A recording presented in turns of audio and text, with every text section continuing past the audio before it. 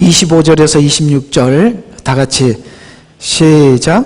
하나님께서 그의 피를 믿는 믿음을 통하여 그를 화목제물로 세우셨으니 이는 하나님의 오래 참으심 가운데서 이전에 지은 죄들을 사하심으로 인하여 그의 의를 선포하려 하심이요 또 그때에 자기 의를 선포하심은 자기도 의롭게 되시고 모든 예수 믿는 자도 의롭다 하려 하심이니라. 아멘.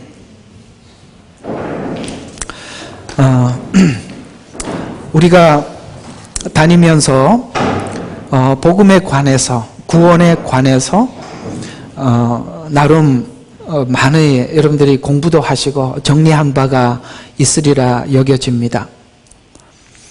저 역시 저도 이렇게 집사 생활을 거쳐서 전도사 생활을 한 7년 하고 목사를 안수를 받고 그렇게 하다 보니까 그러니까 여러분들 교육시키는 입장보다는 교육을 받는 입장에서 많은 시간을 했고 또 교육을 받아 왔었습니다. 그러나 지금 우리가 이 구원에 관한 복음을 전하는 데 있어서 우리가 가지고 있는 많은 자료들이 있죠. 지금까지 구원에 대해서 교회 생활에 관해서 아마 이렇게 책자를 가지고 공부한 책자들이 있을 것입니다. 우리가 그런 공부를 하고 난 이후에도 분명하게 구원에 대한 이해가 뚜렷하게 섰습니까? 그 배우고 난 뒤에? 대략 안 섰을 것입니다. 왜 안 섰냐면 이유가 있습니다. 그렇게 안 설 수밖에 없는 이유가 뭐냐면 구원이라는 이 주제를 나를 중심으로 해서 구원을 이해해 들어가려고 했기 때문에 절대 서지 않았을 것입니다. 그건 무슨 이야기냐면 구원이라는 것을 나를 주체로 해서 나를 중심으로 해서 이해를 하고 공부를 해도 어떤 여운이 남게 되느냐면 내가 예수님을 믿어서 구원을 받고 새롭게 되었는데 성경에서 예수님을 만난 사람과 내가 다르더라는 거예요. 공감하시면 아멘 해보십시오. 이상하지 않아요? 예수님을 만났던 사람들은 사도들은 너무나도 달랐어요. 그들이 만난 예수님과 내가 만난 예수님 사이에 뭔가 굉장히 괴리감이 있어요. 저들은 왜 예수님 만나고 난 이후에 이렇게 변화되었으며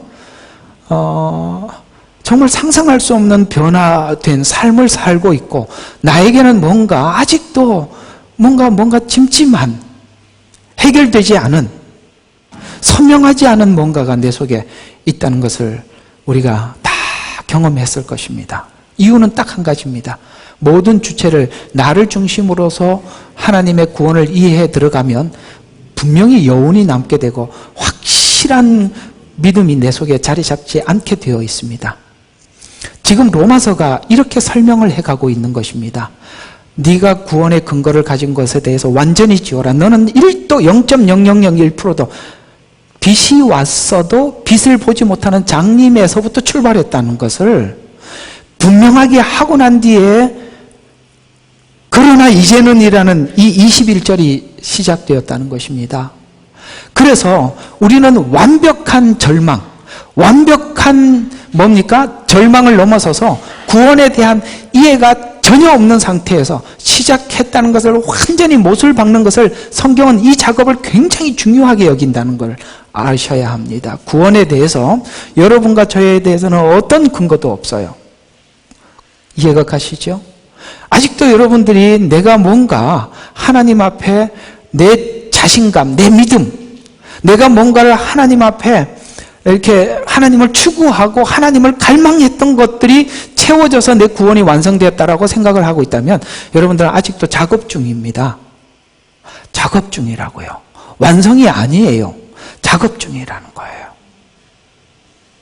왜 제가 그 이야기를 할 수가 있느냐면 오늘 본문을 한번 보시지요. 23절부터 한번 보실까요? 모든 사람이 죄를 지었으므로, 과거형입니다. 지었으므로. 이거 1, 2장에서 설명했던 거잖아요. 그죠? 지었으므로 하나님의 영광에 이르지 못했다는 이 말은, 이 영광이라는 것은 주님과 나와 하나가 되지 못했다는 것입니다. 하나님이 원하는 자리에 도착하지 못해. 이 영광이라는 말이 두리뭉실한 게 아니라 굉장히 넓은 의미를 가지고 있어서 이 영광을 다 설명을 할 수는 없지만 주님을 만족시키지 못했다는 것입니다. 그래서 영광에 이르지 못하여다가 24절에 그리스도 예수 안에 있는 구속을 통하여, 자, 잘 봐. 여기서 동그라미를 쳐야 되는 게 어디냐면은 이게 주제예요. 그분이란 말이에요. 구원을 설명을 할 때 너는 모든 사람이 죄를 범하여서 아무도 하나님의 영광에 이르지 못했다. 그래서 하나님이 그의 은혜로 우리가 그분으로 간단 말이에요. 지금 구원을 나로부터 이해해 들어갔기 때문에 분명하게 선명하지 않을 겁니다. 그런데 구원을 어디로 가야 되느냐면 지금 주체를 누구로 돌리고 있어요? 주님으로, 예수님으로 돌리고 있습니다. 그래서 그의 은혜, 그의 피를 믿는 믿음을 통하여 그를이라고 이야기하고 있죠. 그를 화목제물로 세우셨으니 이는 하나님의 오래 참으심 가운데, 이건 과거에 죄를 짓고 중구난방으로 이방인들도 죄를 짓고 유대인들이 율법을 줘도 죄를 짓는 이 상태를 그냥 쭉 내버려 뒀다는 거예요.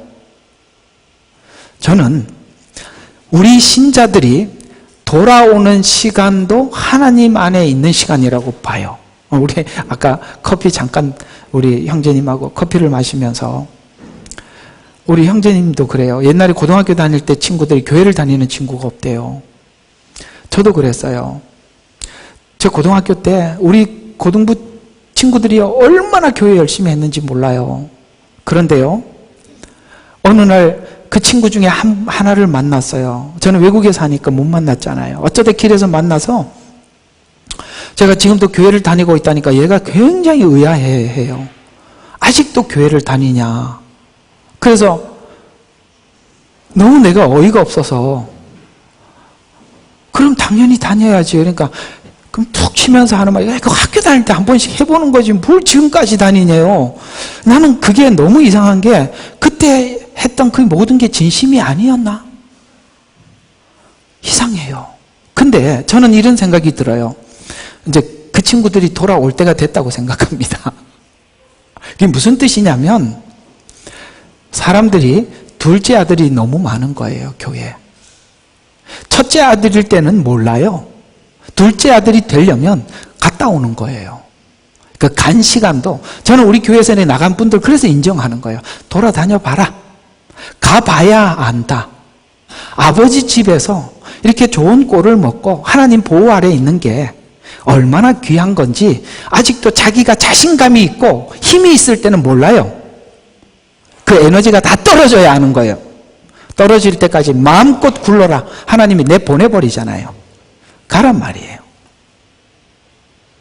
저는 이제 그들을 우리가 전도를 해보면 그 옛날 고등학교 다닐 때, 주일학교 다닐 때 그래도 하나님 앞에 진심을 표현했던 사람들 하나님 때가 되면 불러오는데 전도를 해보면 거부하지 못해요. 그 사람들이. 왜? 지금까지 하나님의 부르심에 대해서 자꾸 느끼고 있었거든요. 그 오라 그러면 이제는 가야 합니다 하고 이렇게 이 말이 그밖에 아니라 쑥그레집디다. 이게 쑥그레진다는 말이 경상도 말인 것 같은데 숙여진다 이렇게 하면 되겠네, 그죠?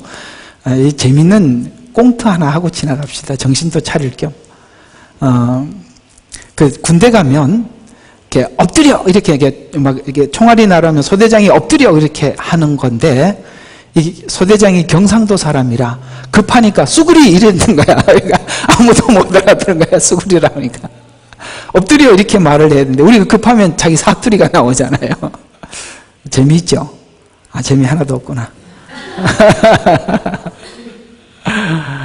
자, 그런 것처럼 이 하나님께서 우리가 뭔가 막 하나님 앞에서 이렇게 둘째 아들처럼 아버지의 그 많은 혜택을 누리면서 살아가고 있는데 그 혜택이 뭔지 모르면 하나님께서 그 혜택의 가치를 높이기 위해서 바벨론에 보내버리는 거예요. 바벨론에서 그들이 바벨론 왕 통치 아래에서 얼마나 고통스러운지 알고 돌아와서 아버지 집의 통치가 귀한 줄 아는 거예요. 그것 또한 하나님이 하시는 이 방식이니 그냥 그걸 우리가 넓은 마음으로 하나님의 시각에서 보면 이게 나가는 것도 하나님의 시간이고 들어오는 것도 하나님의 시간인 거예요. 이해가 가시죠? 그런 차원에서 우리가 구원을 이해할 때 우리가 가지고 있는 지식과 이성으로 접근하는 거 그렇게 할 수 있어요. 그러나 분명히 뭔가가 찜찜한 남아있는 해결되지 않는 아무리 구원에 대해서 이렇게 저렇게 들어도 뭔가 분명하지 않는 것이 여운이 남게 해서 그건 지금 여러분 마음을 비우는 시간이겠죠? 깨끗이 하는 작업일 것입니다. 그렇게 비워서 하나님이 다시 채우는 그런 차원에서 보면 돌아온 시간이 버려진 시간이 아니라 하나님께서 새로운 걸 채우기 위해서 나를 비우고 깨끗게 하는 시간이었구나라는 것을 알게 되는 것입니다. 오늘 여기 있는 이야기가 고개가 갸우뚱할 수 있어요. 왜 구원을 그로 가느냐? 그의 은혜로 값없이 그의 피를 믿는 믿음을 그 다음에 25절 끝에도 후반부에 보니까 죄를 사심으로 인하여 그의 의를 전부 다 이렇게 선언을 하고 있어서 여기에는 우리 보고는 딱 한 가지밖에 말해. 다 죄를 보면서 하나님께 영광에 이르지 못했다. 이걸로 우리 이야기는 하나도 없다고요. 이렇게 관찰해 들어가야 되는 거예요. 우리가 옛날에는 이 글이 눈에 안 들어왔을 것입니다. 그러나 지금 보니까 이게 가장 중요한 이야기라는 것이 들어오더라는 것이죠. 그래서 여러분들과 제가 이렇게 많이 고민을 하고 이게 돌아왔다면 이제 이 그분의 이야기를 우리는 들어야 하는데 오늘은 그분을 소개할 때 앞으로 이제 그분을 막 소개하거든요. 로마서가. 근데 가장 먼저 꺼내놓은 게 화목제물이라는 말을 꺼내놓습니다. 자, 이게 중요합니다. 사실은 이 설교를 해보고 성도들을 설교를 통해서 이해를 시키려고 애를 쓰다 보면 항상 어디에서 모자람을 느끼느냐면 이 주변에서 그러니까 하나님께 성경이 이렇게 증언을 할 때 오늘 여기 화목제물과 피라는 단어가 나오는데 이게 가장 중요한 핵심인데 이거는 구약을 많이 설명을 해둬야만이 성도들이 알아먹는 이야기인데 이걸 구약을 이 부분에서 설명을 안 해놓으니까 사람들이 이걸 가지고 설명을 해줘야 되는데 이걸 설명할 길이 없어서 설명을 놓쳐버린다. 그러니까 핵심을 놓치고 수박 거달기로 설명을 하게 되더라는 거예요. 그런 의미에서 우리가 일반적으로 계속하고 있는 이런 성경 공부들이 너무나도 중요한 거예요. 제가 이렇게 화목제물, 피 이런 얘기를 마음껏 설명할 수 있는 것은 이미 제사에 대해서 다 설교를 해놨기 때문에 여러분 기본적으로 다 알고 있죠? 모른다 그러면 제가 이제 별로 기분이 안 좋죠. 진짜 중요해요. 그런 것들이 밑받침이 돼줘야 설명이 된다 이 말이에요. 왜 성경은 오늘 여기에 피라는 말을 하는가? 왜 여기다 화목제물이라고 설명을 해 들어가는가? 이걸 화목제물과 피라는 것을 레위기에서 알지 못하면 여기 있는 이야기는 진짜 중요한 이야기라 다 지나가 버리는 거예요. 그리고 또 하나 다음번에 다시 하나님께서 우리에게 믿음을 설명하는 방식으로 아브라함을 가지고 오는데 아브라함을 통해서 하나님이 뭘 설명하려고 하는지를 알고 있어야 아브라함을 설명을 해주는데 우리는 아브라함이 그저 하나님 앞에 믿음을 가지고 갈대아 우르를 떠났습니다. 믿음을 가지고 이삭을 드렸습니다. 이런 정도밖에 모르니까 이걸 오늘 로마서하고 접목을 시켜서 설명할 길이 없다는 거예요. 그래서 이 로마서가 로마서 되게 여러분에게 설명을 하려면은 이미 이런 설명들이 다 주변이 다 이렇게 끌어올라서 이렇게 끌어모아서 산더미처럼 끌어올려서 그냥 쑥 올라가야 되는데 평평한 이렇게 파진 웅덩이 같은데 아무리 담아봐야 소용이 없다는 거예요. 여러분들이 기초적으로 이런 부분들에 대한 이해가 있을 때 이것이 막 60배, 100배 막 여러분들이 이해가 그냥 한 개만 설명하면 막 2개, 3개가 막 여러분들에게 확 지나간다는 거예요. 알아들으세요? 무슨 이야기인지? 이게 그 주변을 설명하는 게 그렇게 중요하단 말이에요. 그래서 오늘은 화목제물이라는 단어를 쓰기 때문에 화목제물의 의미에서 자, 그러면은 오늘 이 화목제물을 가지고 피를 설명을 하고 있는데 구약 제사의 강조점이 피라는 걸 알고 있습니까? 보시죠. 레위기로 가봅시다.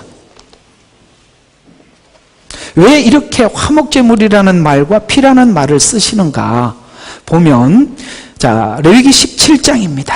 17장 11절을 보시면 이렇게 말씀하고 있어요. 이는 육체의 생명이 피에 있습니다. 자, 생명이 어디 있다고요? 피에 있답니다. 내가 그것을 너희에게 주어 제단 위에서 너희 혼들을 속죄케 하였나니. 자, 피를 흘려야만이 속죄가 된다. 분명히 그렇게 말하고 있죠. 피를 흘려야 속죄가 된답니다. 이는 혼을 속죄케 하는 것이 피이기 때문이다. 자, 피를 흘려야만이 속죄가 가능하다. 죽음이라고 표현하지 않고 피라고 표현하고 있다는 걸 기억하셔야 돼요. 우리는 죽음으로 이해를 하기 때문에 감정적으로 들어가는 거예요. 죽었다 그러면, 벌써 죽었다 그러면 우리 인식이 어떤 생각이 들어요? 불쌍한 거, 예수님 얼마나 아프셨을까? 이것만 생각한단 말이에요. 감성적이란 말이에요. 신앙이. 여러분, 감정은 지적인 것 다음으로 와야 되는 거예요.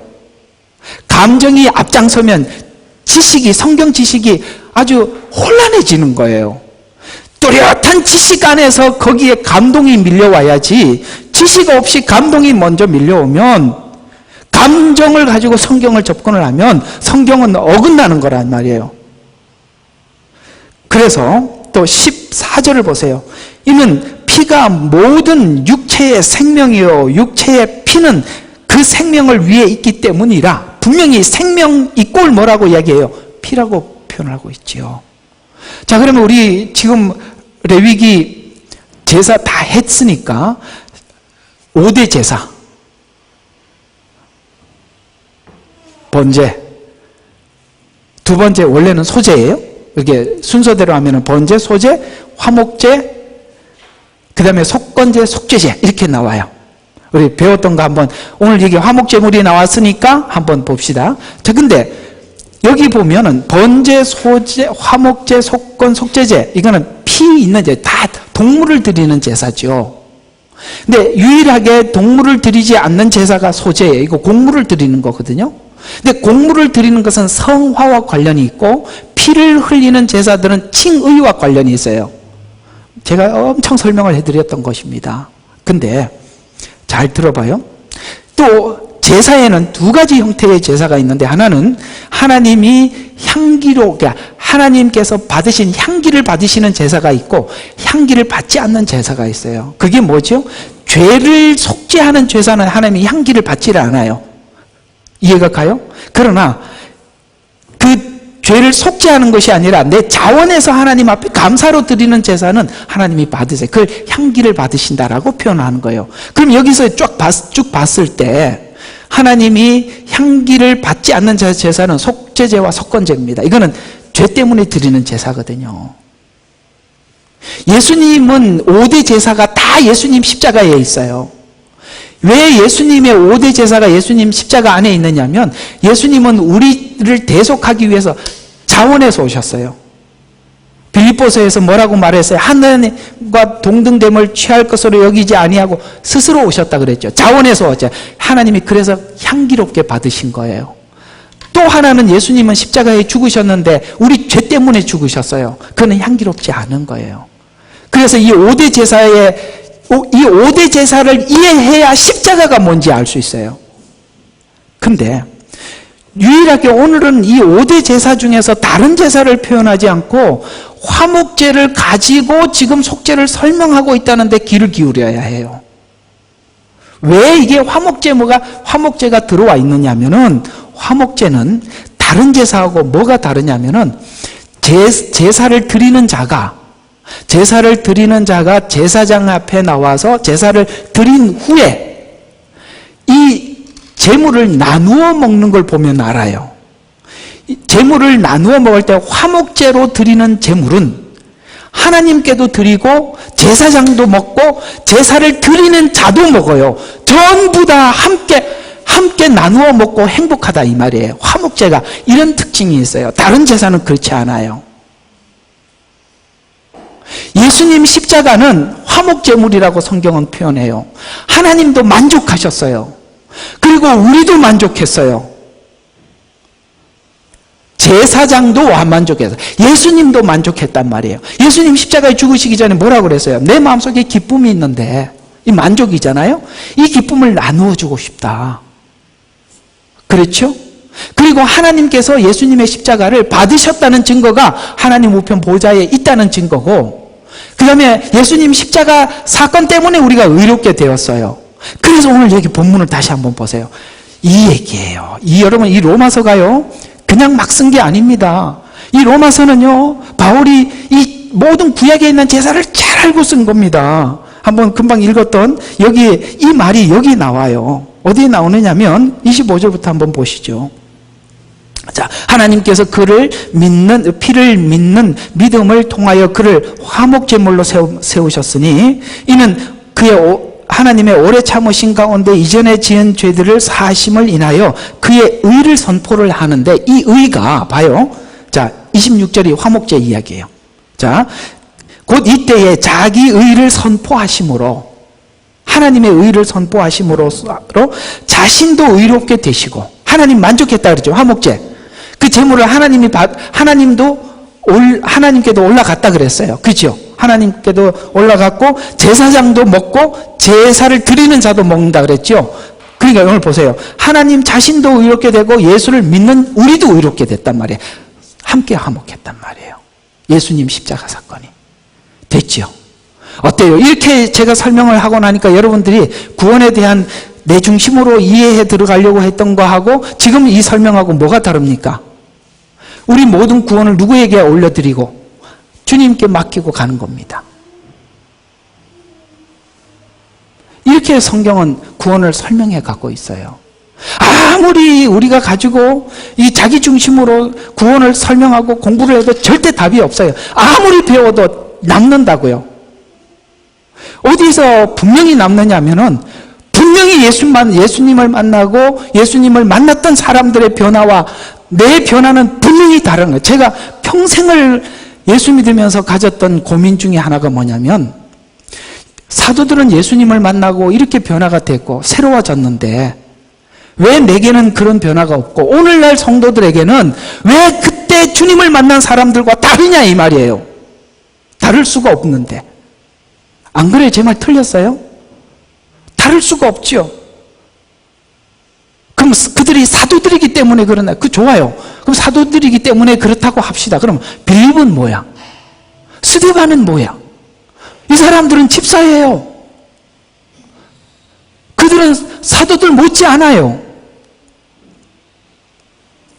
그러면 그때 만난 주님과 지금 주님은 다른 주님은 아니잖아요. 우리 같은 주님을 만났는데, 바로 이 부분에 대한 심각한 고민이 필요해요. 여러분, 우리가 약삭 빠르게 예수 믿어 천국 가는 게 아닙니다. 네 참 똑똑하다. 너 어떻게 그 성경 요렇게 하고 요렇게 믿으면 천국 간다고 그렇게 배워서 여기까지 왔냐? 하나님은 그런 야가 빠진 인간들 천국 데리고 가려고 십자가에서 피 흘린 게 아니라 이 말이에요. 너무나도 우리는 그렇게 되어 있어요. 요렇게 예수 믿으면 천국 간다. 사람들이 자꾸 질문하는 게 그거밖에 없어요. 어떻게 하면 예수 믿고 천국 가느냐? 답답해 죽겠어요. 주님 만나야 된다고 얘기를 하는데 그 얘기는 귀에 안 들어오죠. 아니, 방법을 가르쳐 달라는 거예요. 아니, 방법이 어디 있어요?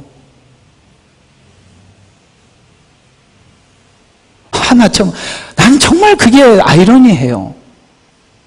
아니, 사랑하는 사람과 만나서 함께 하는 것이 천국인데 방법을 가르쳐 달라. 거기다가 더 야가 빠져가지고 주를 위해서 살겠으니 돈 많이 주시면 헌금 많이 하겠습니다. 이거 뭐 이상한, 또 그걸 넘어서서 저는 얼마나 똑똑한지, 저는 일루미나티도 알고 마지막 재림도 알고 막 이 시대 저는 얼마나 똑똑한지 몰라요. 다 그냥 구원도 여러 알고 그다음에 재림도 알고 막 마지막 때도 알고 저 잘 피해 왔죠. 과연 구원이 그걸 위해서 예수님 십자가에 죽으셨나요? 참 이상하지 않습니까? 우리는 너무나도 지식을 추구합니다. 아니요. 우리 믿음은 지식을 추구하는 것이 아니라 관계 안에 있다고요. 로마서 끝나는 부분에 가서 사랑에서 끊을 수 없다라고, 사랑이라는 골키퍼가, 공이 사랑이라는 골대 안으로 들어갔어요. 사랑이라는 골대지, 사랑은 관계 아닙니까? 사랑이라는 것은 저 사람이 돈도 많고 엄청나게, 하여튼 우리가 원하는 걸 다 가지고 있어요. 요리조리 해갖고 피해가지고 막 다 제치고, 내가 가서 딱 만나서 너는 내 거야. 그 사람이 뭐라 그랬어요? 이 도둑놈아, 이럴 거 아니겠어요? 너 누구냐? 성경의 그 이야기입니다. 어떤 사람이 스스로 자기 스스로 자기 발로 상석에 앉았어요. 주님이 그래요. 너 누구냐?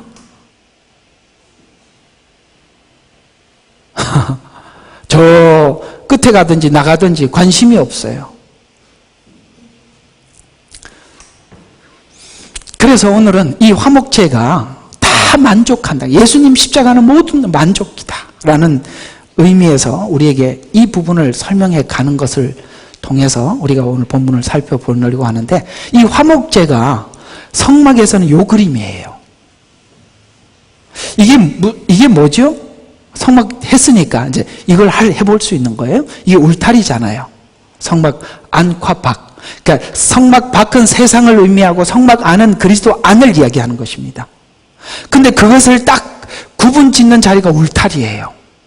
그 울타리에는 기둥에 은 받침이 아니고 또 위에, 뭐라고 그러면, 하여튼 이렇게 위에 씌워져 있는 게 은이야. 자, 놋은 뭐라고 그랬죠? 십자가, 믿음. 우리 공부했잖아요. 그 다음에 놋은 뭐라 그랬어요? 속전. 예수님이 30에 팔렸고, 누구죠? 요셉이 30에 20에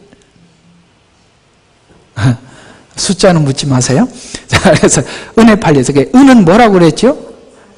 모두 속전이라고 했습니다. 그런데 예수님은 십자가에서 우리를 대속했어요. 속전. 값을 지불해서. 그래서 한쪽으로는 세상, 울타리 바뀌죠. 우리의 손을 잡으시고 한 손으로는 하나님의 손을 잡고, 그러니까 예수님은 완전한 인간으로 오셨고 완전한 하나님으로서 십자가를 지심으로써 우리와 하나님 사이를 화해시켰다. 그래서 여기 있는 이 기둥은 바로 예수님 십자가를 상징하는 것입니다. 그걸 제사에서는 화목제물이라고 표현했을 뿐이에요. 같은 의미라는 게, 모든 내용은 십자가 이야기예요. 자, 바로 이 부분. 그것 때문에 하나님도 의롭고 우리도 의롭게 되었다라고 말씀을 하시는 것을 기억하면서 하나하나 보도록 하겠습니다. 하나님과 우리의 새로운 만남, 연합이 무엇으로 되었는가? 예수 그리스도를 하나님과 우리 사이에 화목제물로 세우셨다는 말씀에 관한 내용으로 하나님과 화해를 이룬 것이, 오늘 여기 죽음이라고는 표현을 쓰지 않고 피라고 사용하는 이유가, 인간의 죄의 문제가 해결의 핵심이라는 것을 알리기 위해서 오늘 본문은 피라고 분명히 설명을 하고 있습니다. 하나님과 우리 사이에 하나님께서 보상하시고 새롭게 만든 것을 피 흘림이라고 말씀하시고 있는데요. 히브리서 9장 22절, 우리 모두 알고 있는 성경 구절에 이렇게 이야기하고 있습니다. 피 흘리지 않고는 사함이 없다라고 피라고 딱 명시하고 있어요. 죽음이 아니라 피라고 분명히 명시를 하고 있다는 것이죠. 물론 죽음이죠. 그런데 이 죽음으로 성경은 설명을 하지 않고 피로 설명하고 있다는 것을 명심을 하시라는 것이죠. 그래서 이 피가 주님의 보좌 앞으로 나가게 했다. 그래서 히브리서 10장 19절에 보니까 예수의 피를 힘입어 성소에 들어갈 담력을 얻었나니 피로 들어갈 수 있다고 강조하고 있어요. 자, 이게 이제 이스라엘이 1년에 한 번씩 대속죄일 날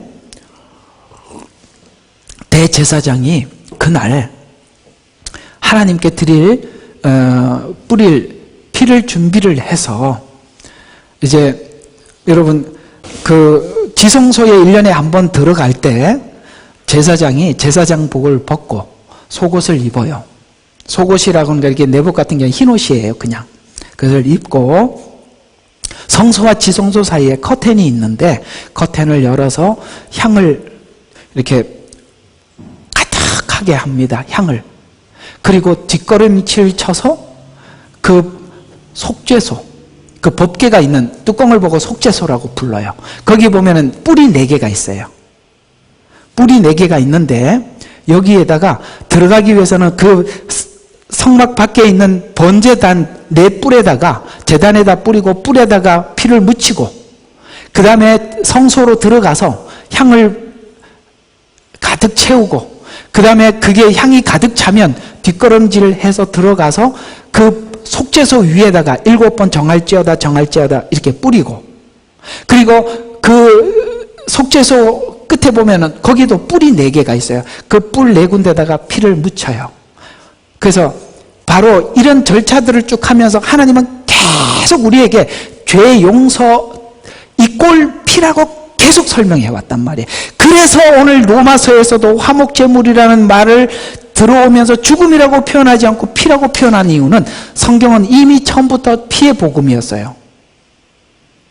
왜요? 최초의 피가 누구지요? 아벨의 피로부터 이렇게 이야기하고 있습니다. 그 아벨은 뭘 상징한다고 그랬죠?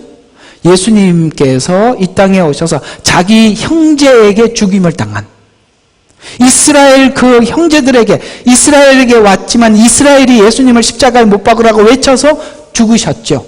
그래서 예수님은 자기 동족에 의해서 죽어 우리의 피를 대속할 우리 죄를 대속할 것이라는 것을 예표하기 위해서 처음부터 아벨의 피로 성경은 복음을 설명하기 시작했단 말이에요. 그래서 성경을 우리가 피로 보면 창세기부터 요한계시록까지 피가 흘러내리는 거예요.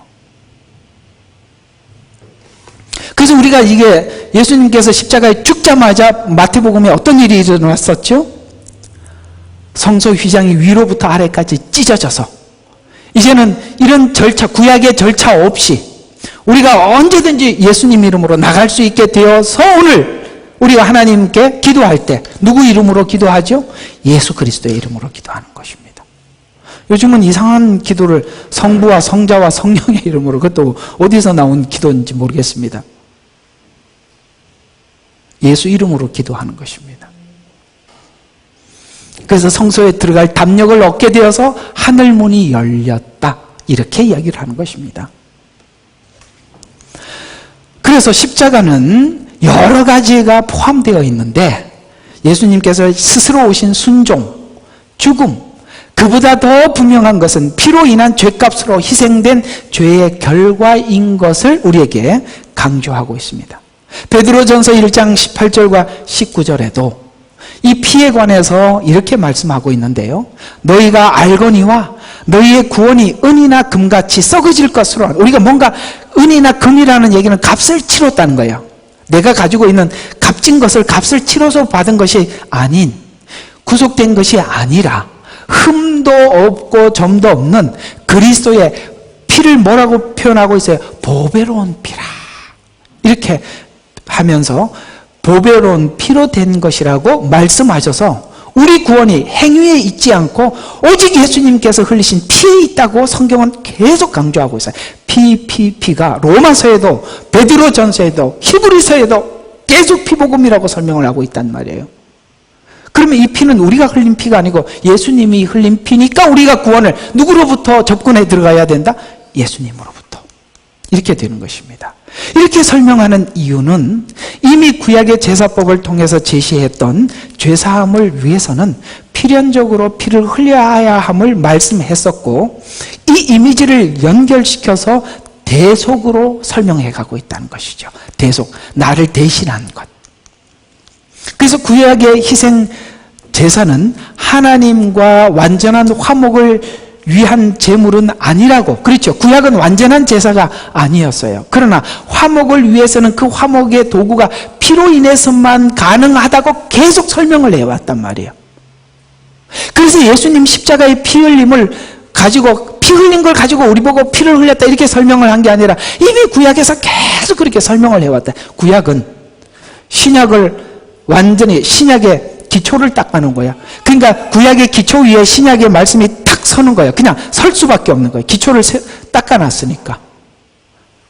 그래서 예표를 하고 있는데 오늘 굉장히 중요한 한 가지를 여러분들에게 설명해야 될 부분이 있어요. 그래서 가해자들을 위해서 대체된 희생물을 통해서 대체된 제물은 그 내용의 핵심적인 내용인데, 제물에게 심판이 가해진 거예요. 내가 받아야 될 심판을 제물에게 가했다 이 말이에요. 그럼 이게 무슨 뜻이냐? 바로 이 이야기를 하면 여러분들이 더 선명해지는 게 이거예요. 레위기 1장 1절과 4절에 보면 이스라엘 자손에게 가축 중에서 소떼나 양떼를 드릴 제물을 드릴지니라 라고 하면서 짐승을 드리라고 했는데, 이건 짐승은 반드시 피를 흘려야 되기 때문에 짐승을 드리라고 하는 것이에요. 근데 흠없는 수컷으로 드릴지니 그는 번제물에 뭐를 하라고, 이 안수라는 말 굉장히 중요한 겁니다. 원래 이스라엘 백성들이 제물을 드리기 위해서는 제물을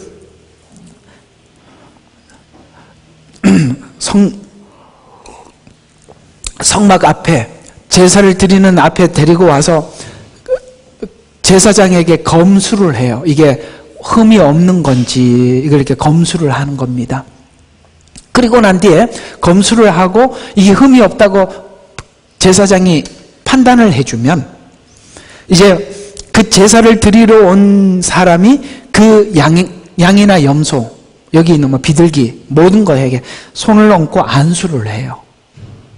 안수를 할 때 그때 뭘 하느냐면 자기 모든 죄를 그 짐승에게 다 고하는 거예요.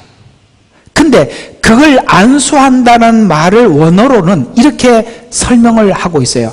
힘을 주어 기댄다. 그 다음에 뭐냐면은 자신을 밀어넣는다, 이런 뜻이에요. 그럼 뭔 뜻인지 뭔가 확 윤곽이 오지요. 내 죄를 거기다가 밀어넣는 거예요. 그리고 거기다가 모든 것을 밀어넣고 기대는 겁니다. 그래서 그것이 그를 위한 속죄로 주께 받아들일, 그러니까 그렇게 해서 하면 하나님께서 그걸 받으신다는 거예요. 이 말씀 성경 어디 나오죠? 요한일서입니다. 오늘 한번 생각이 나니까 요한일서 한번 봅시다. 요한일서 어디 나오느냐면 1장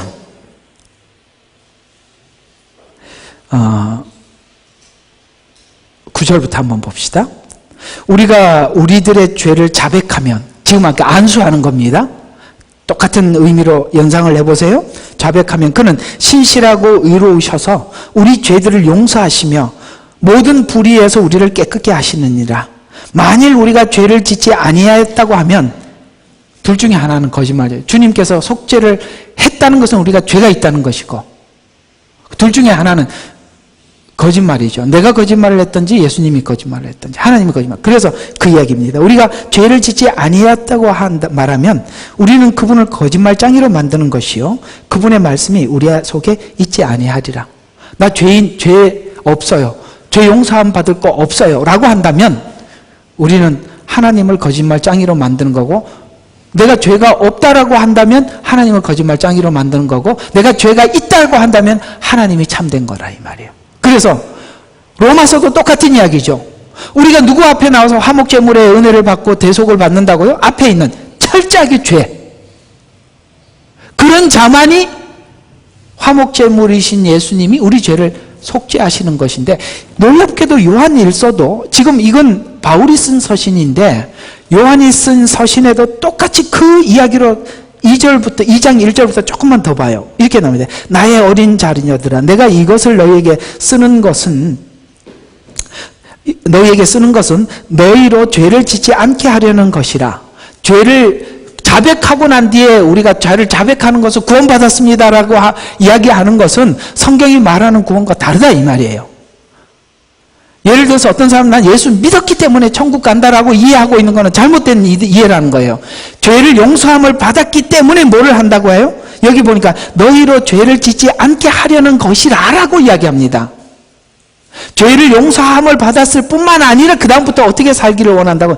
죄로부터 분리된 삶을 살고 거룩한 삶을 사는 거예요. 이게 원래 하나님이 우리를 구원하신 목적이라 이 말이에요.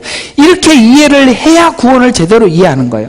요즘은 성화의 복음이 빠졌어요. 성화의 복음을 설명할 길이 없어요. 왜? 그냥 믿으면 구원받는다는 이걸로 끝이 났기 때문에 성화 이야기를 싫어해요. 여러분, 요즘은 이단들이 이런 걸 사용하는 거예요. 참 난 많은 의심이 있는 게 뭐냐면, 첫 번째 말, 한 번 구원은 영원한 구원이다, 이 말을 딱 사람들인데 주입을 시켜 놓잖아요.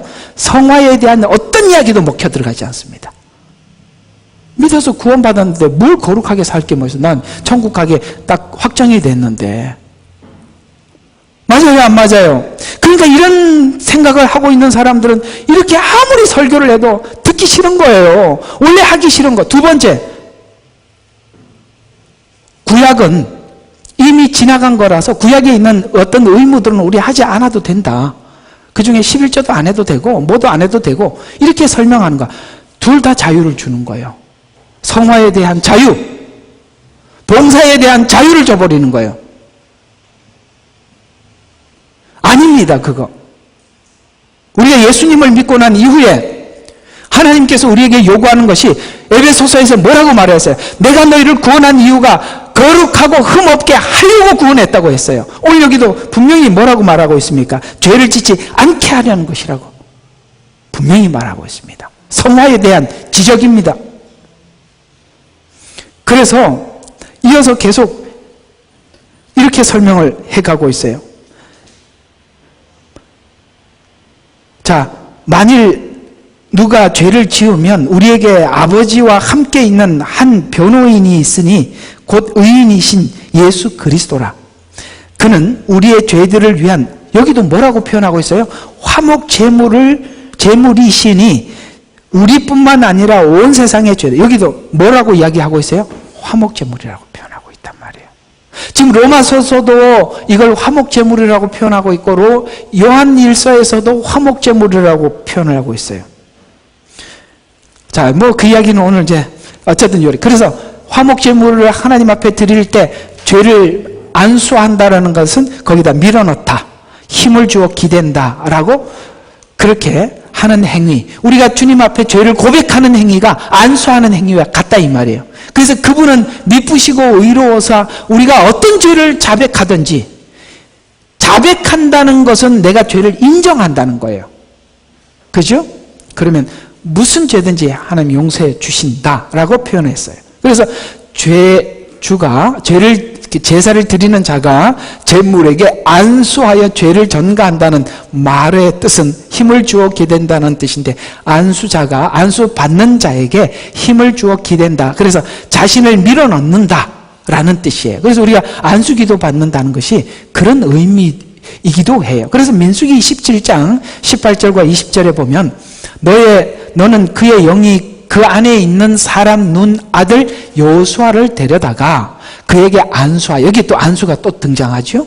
안수하여 그를 제사장 엘리야살과 온 회중 앞에 세워 그들이 보는 데서 데려다가 그에게 안수하여 그를 제사장 엘리야살과 온 회중 앞에 세워 그들이 보는 데서 그에게 책무를 맡기고 너의 영예를 그에게 물려줘. 뭐라고요? 안수한다는 것은 너의 영예를 그에게 위임한다는 거야. 그래서 우리 목사 안수식이 그런 의미가 있는 거예요. 불러다가 사람들이, 목사 안수 받은 사람들이 그에게 안수해 주어서 그 영예, 목사라는 직분의 영예를 그에게 물려준다. 아까는 죄를 물려주기도 하고 영예를 물려주기도 하고 안수란 그런 의미가 있다 이 말이에요. 전가해 주다. 그래서 이스라엘 자손의 온 회중이 복종케 해라. 안수란 하나님의 영예를 물려받은 사람으로서 여러분들이 그걸 인정을 하고 뭐 하라고요? 복종케 하라. 이렇게 말씀을 하고 있습니다. 근데 알아듣고 있는 거 맞죠? 네, 됐습니다. 자, 그래서 안수하여 영예를 물려주어 위탁하고 라고 말씀하고 있어요. 그래서 안수를 받음으로써 전임자가 받은 직임을 물려준다라는 뜻을 가지고 있습니다. 즉 안수를 죄와 관련된 부정적 의미에서 살펴보면 상대에게 전가한다, 힘을 주어 기댄다, 그에게 물려주다. 이제 다 이해가 가시죠? 죄를 고백하면 모든 불의에서 깨끗게 한다는 말은 안수와 같은 의미로서 주님 앞에 고백하면 용서를 받는다. 우리가 고백 한 번 하는 것으로 끝나는 것이 아니라 우리가 그렇게 고백해서 용서를 받지만 손과 발이라는 것은 우리가 손과 발에서 손은 죄 짓고 발은 피 흘리는데 빠르기도 하고 입도 저주가 나가고 이것은 손과 발을 그것을 체크하면서 우리가 계속 거룩한 삶을 살게 하게 요한 1서에서는 그 뒤에서 그래서 뭐라고 이야기하냐면 이렇게 구원하시는 이유는 하나님의 계명을 지키게 하려 함이라 이렇게 다시 이어진다는 거예요. 이제 다 이렇게 그림이 완성이 되시죠? 그냥 아는 걸로 구원받는 게 아니라 진정성. 그래서 복음은 여러분 머리 좋은 사람이 아는 게 아니라 머리가 나쁜 게 차라리 나. 진정성이 중요하단 말이에요. 사랑을 어떻게 이용해 먹을 수 있어요? 하나님이 세상을 이처럼 사랑한 걸 어떻게 이용해 먹을 수 있냔 말이에요. 하나님이 얼마나 진정성 있게 우리에게 찾아와 주셨는데 그걸 우리가 어떻게 악용할 수 있냐 이 말이에요. 희생제물이 희생되는 것은 곧 내가 희생된다는 뜻을 의미하고 있어요. 이제는 그런 의미가 무슨 뜻인지, 이제는 내가 그 죄를 거기다 밀어넣듯이 이제는 그 거룩이 내게 들어오는 것입니다. 그래서 희생된다는 뜻입니다. 구약에서 양이나 소, 비둘기가 제물이었지만 침례 요한은 이 제물이 제물 되셔서 온 인류를 구원하기 위해서 오신 예수님을 바라보시면서 보라 세상 죄를 지고 가는 하나님의 어린 양이로다 라고 이 한마디에 구약 제사의 모든 이야기가 눈에 확 들어오게 만들어요. 그래서 표현함으로써 안수, 피, 화목 이 모든 것이 바로 이 한 말 속에 구약을 알면 이 안수, 피, 화목이라는 말들이 한꺼번에 구약에 있는 모든 얘기가 확 들어온다 이 말이에요. 이게 간단한 이야기가 아니란 말이에요. 왜 그렇게 외쳤겠어요? 보라 세상 죄를 지고 가는 하나님의 어린 양이로다. 구약 제사를 모르면 이 말에 얼마나 큰 외침인지 모른다 이 말이에요. 침례 요한은 이거 하나 하려고 하나님께서 불렀던 거예요. 이거 하나 하려고. 이거 하고 난 뒤에 감옥에 가고 죽습니다.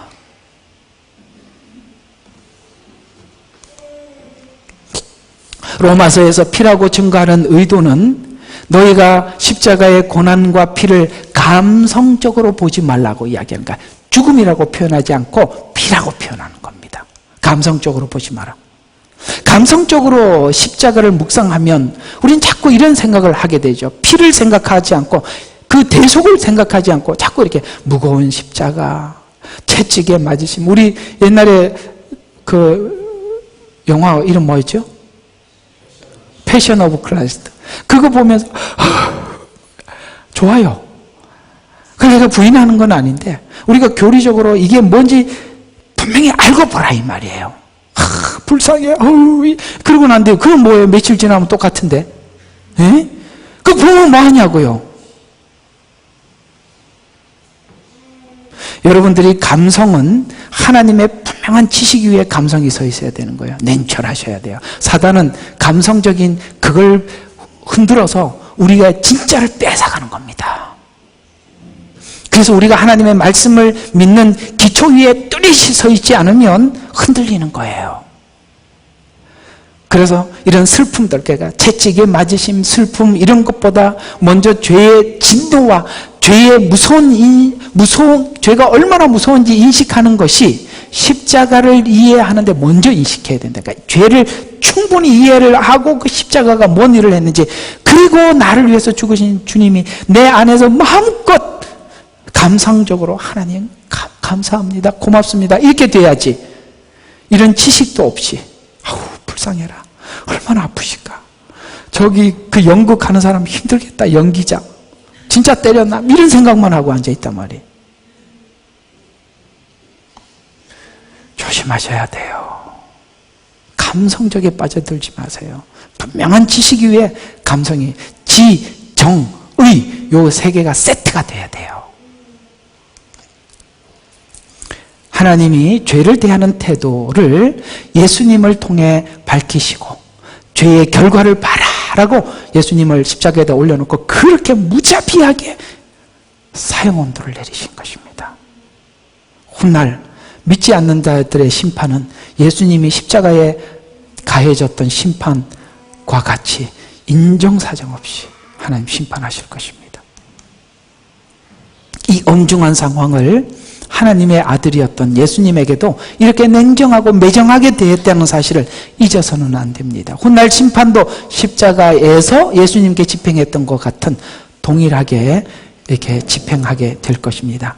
그래서 예수님은 이렇게 외쳤어요. 엘리 엘리 라바 사막다니. 이 비명, 모든 우리의 죄를 거기다 올려놓고 예수님은 인정사정 없이 죄에 대해서 하나님이 얼마나 분노하시는지를 아들을 세워놓고 거기다가 다 표현한 거예요. 그걸 맞이했던 예수님은 너무나도 고통스러워서 나의 하나님 어찌하여 나를 버리시나이까? 라는 이 구약에 있었던 이사야 53장 6절에 있는 예언, 우리는 다 양 같아서 우리 무리의 죄악을 그에게 담당시켜서 그가 그걸 받을 때 이렇게 하나님 앞에 외쳐야만 했던 그 십자가의 엄청난 일들.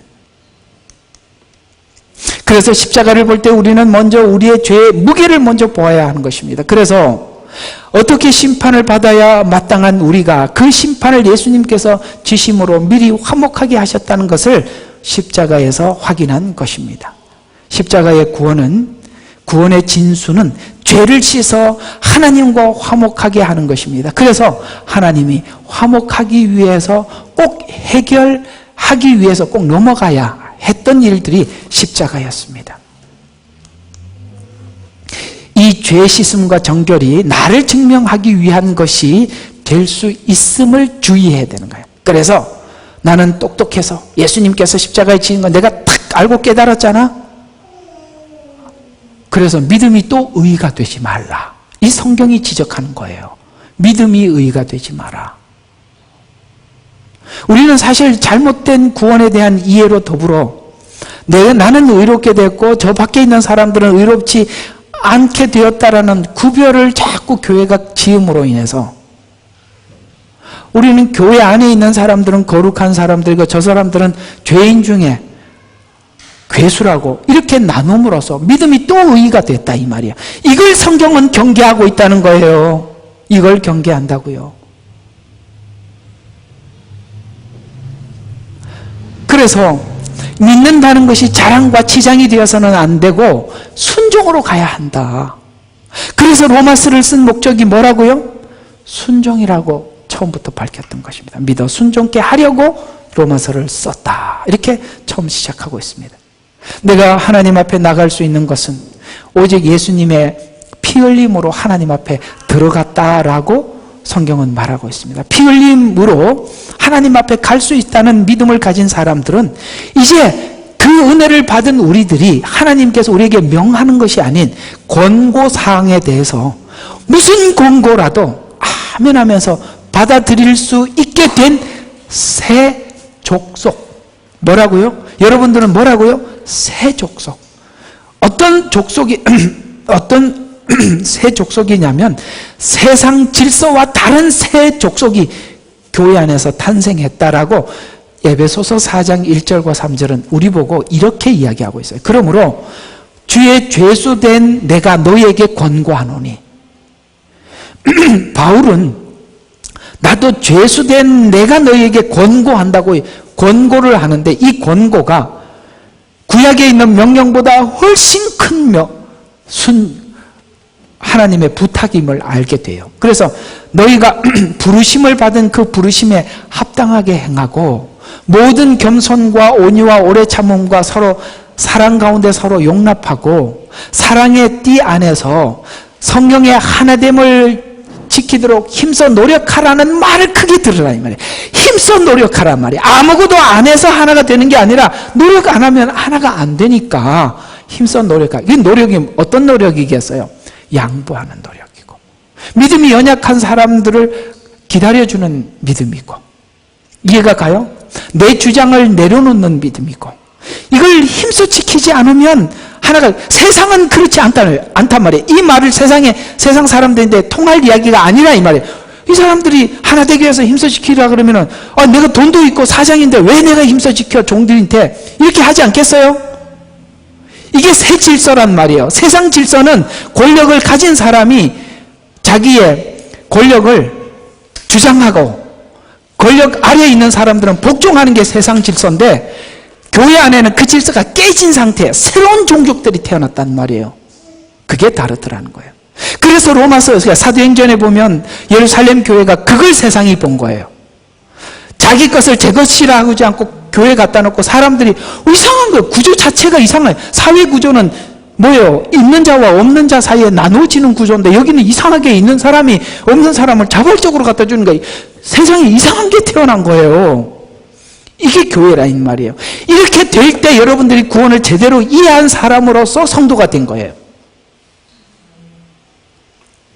그래서 한 분 성령이 계시니 한 분 주요, 한 믿음이며 한 침례고 한 분 하나님 곧 모든 것의 아버지시니 그분은 모든 것 위에 계시며 모든 것을 통하여 너희 모두 안에 거하시느니라 라고 하면서 이제 죄 씻음을 받고 그 다음에 화목되었기 때문에 하나님 권위 아래 우리 모두 다 동등한 주의를 가지고 있는 거예요. 동등한. 그래서 우리가 제일 귀한 호칭이 뭐라고요? 성도, 형제, 자매님. 이게 얼마나 귀한 호칭인지 몰라요. 그래서 동등한 주의를 가지고 있다. 그래서 이제 인간은 하나님 안에서 모두 하나가 되어서 성도 사이에 계급이 없어졌다는, 아까 말씀드린 계급이 없어졌다는 선언입니다. 이것이 바로 바른 신앙을 가진 증명이라는 거예요. 그래서 계급이 없어진 상태에서 복종해야 하는 복종의 자리에서 만일 상전이면, 그러니까 종들아, 자녀들아, 부모들아 이런 얘기 쭉 계속 나오잖아. 그죠? 에베소서 4장 나온다고요. 그래서 복종해야 되는 자, 상전이면 상전의 자리에서 하나님이 요구하는 사항들을, 그 종들을 함부로 대하지 마라. 하나님 너희 위에 하나님이 있다. 그렇게 이야기해요. 종들아, 눈속임 하지 말고 주인을 대해라. 자녀들아, 부모에게 순종해라. 아내들아, 남편에게 복종해라. 여러분들이 그게 되면 진짜예요. 그게 안 되잖아. 아내들아, 남편 사랑하기를, 이걸 하라는 거야. 그런 것 꼭 그렇게 설교하면 뭐라고 하는지 아세요? 여자분들은 그래요. 사랑해봐, 내가 왜 복종 안 하겠어? 이렇게 얘기해요. 그 남편들 보고, 둘을 하면 꼭 하나 헷갈리더라고. 복종해봐. 그러면 내가 사랑하지. 평생 안 된다고요. 근데요, 성경이 이걸 나열한다는 걸 아세요? 아내들아라고 먼저 하고 남편들아 뒤에 들어가 있어요. 고맙습니다. 우리 집이 그래서 괜찮은 거예요. 복종, 의무가 먼저라는 거예요. 아시겠어요? 의무가 먼저. 우리는 의무를 항상 뒤로 두고 뭐라고 하냐면, 네가 해봐, 내가 왜 의무를 안 지키겠어? 이렇게 가거든요. 아니요, 의무를 먼저 하래요. 이런 말들을 우리가 받아들이는 것이 신앙의 정상적인 거라. 그래서 이런 요구사항들을 기쁘게 받아들이며 살아가게 되듯이 세상의 계급 질서를 넘어 새로운 질서. 그래서 베드로가 그렇게, 너희는 왕같은 제사장이요, 거룩한 하나님의 나라에 새로운 종족들이라 이 말이에요. 그래서 새로운 족속이 된 것입니다. 성도가 된 후 과거의 너희가 할 수 없었던 질서를 앞서 모두 순종하게 되었다. 그래서 사랑받는 자로서 그 일을 할 수 있더라. 그래서 에베소서 5장 1절에 보니까, 그러므로 사랑받는 자녀들로서 하나님을 따르는 자가 되라. 그리스도께서 우리를 사랑하시어 우리를 위하여 자신을 하나님 앞에 향기로운 냄새를 내는, 이게 뭐라고요? 자원제.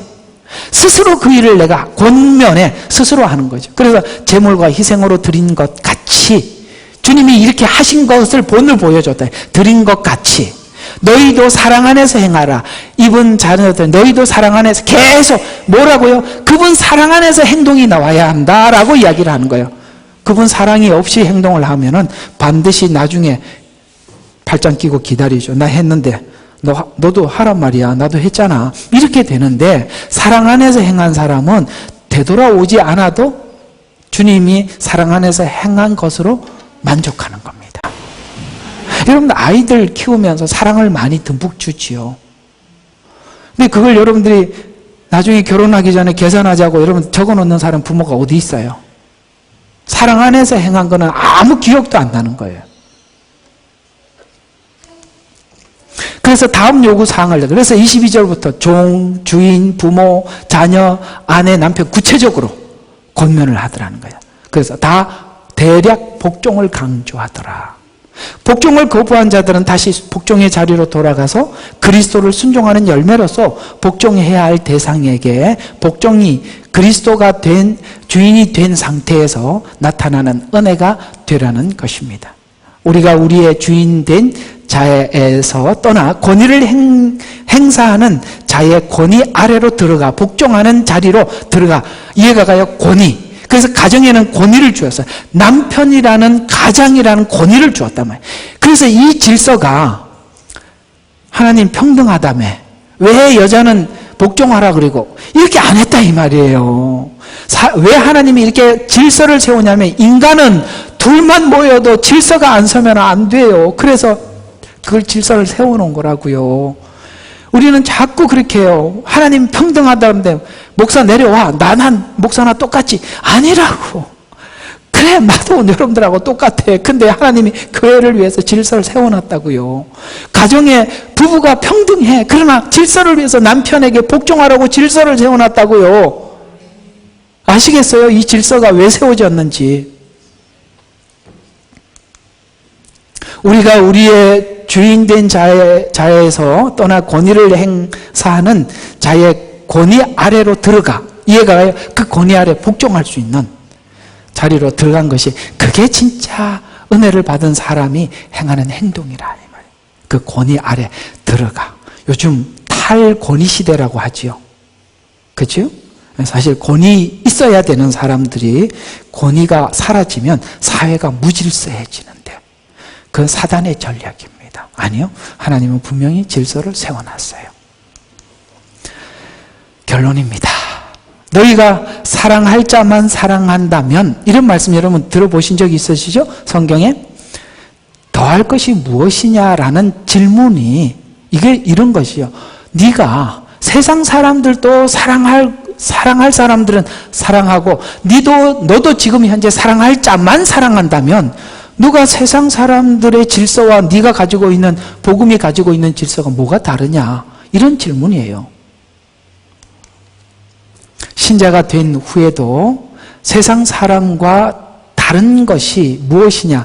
신앙이 있다는 것과 없다는 것이 차이를 느끼지 못한다면 그리스도께서 너의 주인이 된 증거가 아무것도 없지 않느냐라는 질문을 하고 있는 것입니다. 만약 이런 과정이 아닌 신앙이라면 너의 신앙은 그저 이것은 액세서리에 말고 그게 무엇이겠냐? 그냥 치장에 불과하고 넌 종교의식을 치르는 종교인에 불과하지 않느냐라고 질문을 하는 것입니다. 우리가 이스라엘과 하나님과 원수와 화목하게 된 것을 피라고 말씀해 주셔서 구약에서 제사 때 흘린 피가 무엇인지 우리가 연구하도록 해서 성도들 자신도 제물이 피를 흘리는 과정까지 여러분 번제를 드리기 위해서 화목제도를 드리기 위해서 짐승을 잡으려면 목을 따고 가죽을 벗기고 배를 갈라서 내장, 내 중심을 꺼내서 하나님 앞에 내놓고 깨끗하게 하고 각을 떠서 제단에 드려서 하나님 앞에 향기로운 제사가 되듯이 두리뭉실하게 사랑하면 살면 되겠지. 큐티를 하라면 꼭 그렇게 답을 가지고 와. 사랑하면서 살겠습니다. 그거 말고 구체적으로 하라 이 말이에요. 네? 각을 뜨란 말이에요. 뭘 해야 되는지 하나하나 제대로 하라 이 말이에요. 사랑하며 살겠습니다 하고 문 밖에 나가면서 싸워요. 옛날에 내가 고등부 전도사 때 옛날에는 그래도 연합 집회가 많았어요. 애들 데리고요. 그 청소년 붕사들 참 잘합디다. 나는 그런 재주가 없어요. 애들 막 울렸다 웃었다 하는데 막 그냥 우는데 나는 기가 막히는 게요. 딱 마치고 나가면서 신발 때문에 욕이 나와. 내 신발 어디 가서 그 다음에 X가 가져와. 와, 내가 그게 너무 충격. 좀 전에 울던 거는 뭐지? 전혀 다른 사람이 아주 요 안에서 딱 문을 딱 나가니까 전혀 다른 사람이 돼 있더라고요. 감정은 그런 거예요. 감정은 그런 거예요. 아무것도 상황이 바뀌면 그 상황에 따라서 계속 달라지는 겁니다. 지식이 기준이 돼 있어야 돼요. 예수님의 피 흘림이 성도들의 생활과 그 피가 우리 생활에 영향을 주지 못한다면 그건 믿음이 아닙니다. 왜냐하면 믿음은 그럴 수 없다고 성경은 말하고 있기 때문에 그렇습니다. 기도하겠습니다. 예레미야의 눈물은 시대에 맞는 말씀 선포와 변질되지 않은 순수 복음을 외치고 있습니다. 함께 연결되어 하나님께 예배드리며 이 마지막 때에 하나님께 쓰임받길 원하시는 분은 카카오 채널로 연락 주시면 연락드리도록 하겠습니다. 고정 댓글에 채널 경고와 착제에 대비한 예비 채널과 제2채널 링크를 올렸습니다. 이 채널 또한 구독 부탁드리겠습니다. 감사합니다. 우리는 역사상 가장 중요한 시점을 지나고 있습니다. 하나님께서는 하나님의 일을 하시기 전에 사람을 준비시키셨음을 우리가 알고 있습니다. 하나님 말씀은 마지막 때에 대추수, 대부흥의 때가 있다고 분명히 예언하고 있습니다. 아멘. 하나님의 말씀이 그대로 성취될 것을 믿습니다. 예레미야 눈물은 잠자는 교회와 영혼을 깨우기 위해 노력하고 있습니다. 이 가슴 뛰는 일에 함께 하길 원하시는 분은 카카오 채널로 연락 주시기 바랍니다. 당신은 위대한 하나님의 사람입니다.